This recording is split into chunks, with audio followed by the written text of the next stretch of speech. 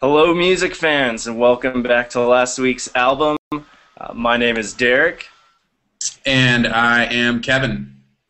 and before we get started, cheers, Kevin. Cheers, buddy. Cheers, everyone at home. So this week we are reviewing Athens, Georgia's own Futurebirds on their second full-length album, Baba Yaga. This album comes about 2 years after their previous album. This one's on Fat Possum. There were kind of a lot of tenuous circumstances behind the recording and release of this album, which is kind of reflected in the album title Baba Yaga, which comes from Slavic folklore of kind of this mythical witch-type creature lurking in the woods and whatnot, and her story kind of reflected the difficulties and challenges of this album. But before we go any further, I guess we'll kick it off with Sounds Like. So Kevin, what do you think it sounds like? I have that Baba Yaga sounds like early My Morning Jacket, tripping on mushrooms and moonshine. What did you have, Derek? I think Baba Yaga sounds like Allman Brothers meets the Avett Brothers with early My Morning Jacket singing there, definitely. All right, so as far as key tracks, my three key tracks were American Cowboy, Keith and Donna, and Heavyweights. What do you have, Kev? For my key tracks, I've got Virginia Slims, Cereal Bowls, and Heavyweights as well. But why don't you kick us off with American Cowboy? American Cowboy. I thought that this track kind of sounded like an outer space country blues song. Kind of fades in with some ambient noise before a fuzzy strum guitar riff kind of enters. There's also mandolins and some drums, but the pedal steel guitar really takes it away in my mind, kind of gives it that floating type bluesy feel. I just thought it was a very unique sound. And they also kind of tell an interesting story of this kind of roughneck cowboy kind of guy. And at one point he says, well, the thing about me is I'm too damn confrontational. I ain't got time for all your sensational. Just a great track for a number of reasons. Nice. Yeah, I thought that was a good one as well. His vocal delivery was really yearning on that one, and that's what made me enjoy it as well. But I am going to have to go with Virginia Slims over that one. I thought it was a great album opener. It's sort of this road-weary tale and sound, and the longing pedal steel. You mentioned pedal steel, Derek.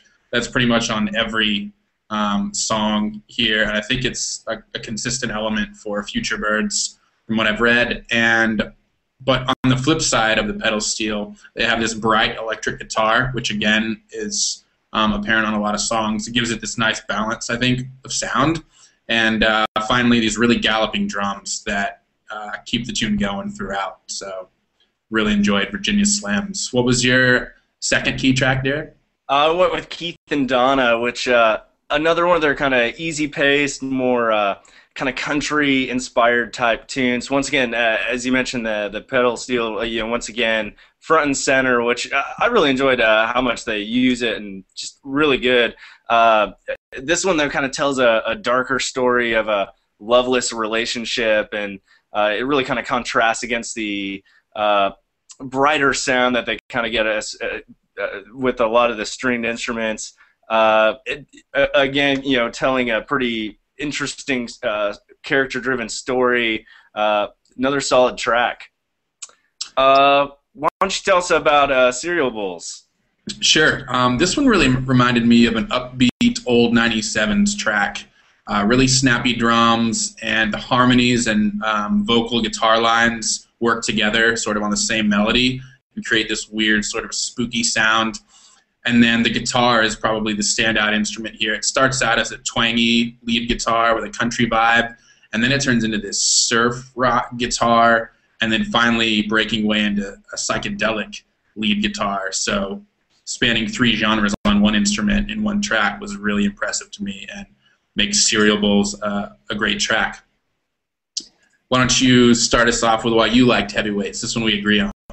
Heavyweights, I thought it kind of seemed a little more sparse instrumentally at first, which they kind of do on a number of tracks here. A little bit different instrumentation. There's cello, mandolin, banjo in there. Really gave it kind of a rootsy Americana type vibe. The other thing I thought, they all kind of came together and created a really catchy beat. Even though there's only minimal percussion to start off, although like many other tracks, it really kind of builds some momentum. There were some call response vocals there in the second verse. It kind of reminded me of some Avett Brothers type stuff, but I thought they nailed it. A lot of vocal harmonies towards the end. I mean, this one had a number of wrinkles in it, and they all blended together fantastically. Yeah, all good points there. I think by far this is the strongest track on the album. It's got this pleasant sort of chill vibe, as you mentioned, a softly picked banjo, and the cello adds some nice soothing vibes to it. And then really well-spaced tambourine hits, as you sort of alluded to with the beat there. And then the vocals, they repeat this same line over and over and over, but they all meander in different ways on different notes, and they're all sort of wailing and humming and moaning, all exploring different vocal deliveries and creating this solid hook for this one line that just carries, I think, through the whole second half of the song, if not more. And you just can't stop hearing it in your head days later and keeps coming back. So really, really strong track with Heavyweights. Absolutely. You want to kick us off with your best lyric? Sure. For me, this was more of a best melody, which probably goes against what I was just talking about. We might have to battle it out here on the best melody between Heavyweights, but this one's from Felix Helix, and the line is "Gravity just slows you down," and it's really, like I said, more about the melody they put behind it than the line being something great. Although it's a decent line, but really, really great earworm that sticks. I've been singing all day, honestly. So yeah, what about you for best lyric, Derek? I took one from Heavyweights, although I don't think it's the specific line you were just talking about repeating. But he says, "Can we negotiate?" It's famous last words he said. I just thought that was great lyric. Just kind of well encapsulates a lot of the kind of their depth. There's a lot of depth to a lot of these songs. All right, so overall rating, I'm giving this a 4. I thought it was a great listen. I think this is going to find its way into my music rotation frequently. I'm looking forward to hearing more from them to come. What do you think, Kevin? I will have to agree with you here, Derek. I give it a 4 out of 5 as well.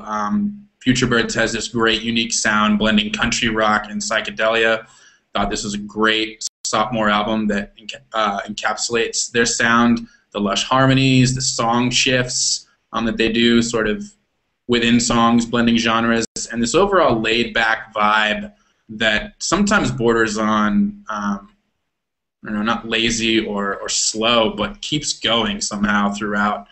And the intricate orchestration, I think, gives you something new each time you come back to this album to find a new little wrinkle, to steal a word from you, Derek, as you mentioned earlier. So I think they could have left a few songs off, but overall a really solidly addictive sophomore effort, and I'm kind of disappointed in myself that I haven't discovered this band sooner. I think I'm going to continue liking this album and them in general. Absolutely. Well, you got it, Futurebirds, 4 out of 5 from the both of us, so check it out. Once again, thanks for joining us. Last week's album, please subscribe to our YouTube channel.